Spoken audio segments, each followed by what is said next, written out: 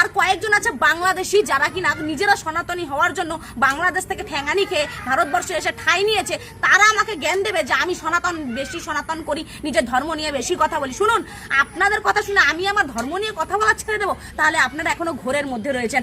আমি আমার ধর্ম নিয়ে কথা বলবোই, তাতে কারো ভালো লাগলেও আমার কিচ্ছু যায় আসে না, ভালো না লাগলেও আমার কিচ্ছু যায় আসে না।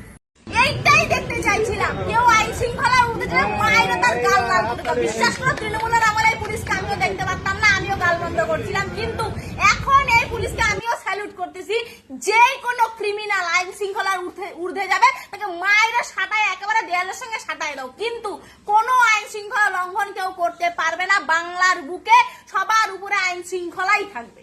শুভেন্দু বাবু বলেন বিজেপির লোকেরা শিক্ষিত লোক, বিজেপির লোকরা শৃঙ্খলা পরায়ণ লোক, এবং বিজেপি কারা করেন? হিন্দু এবং আদিবাসীরা বিজেপি করে। ঠিক আছে, এবার এটা দেখুন যে এরা কারা।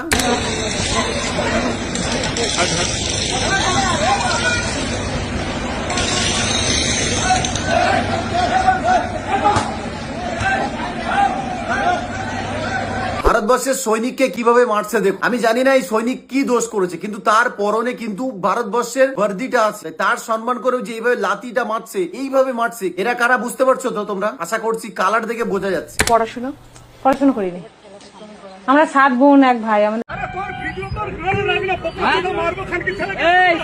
উল্টো পাল্টা গালাগালি দেবেন না। উল্টো পাল্টা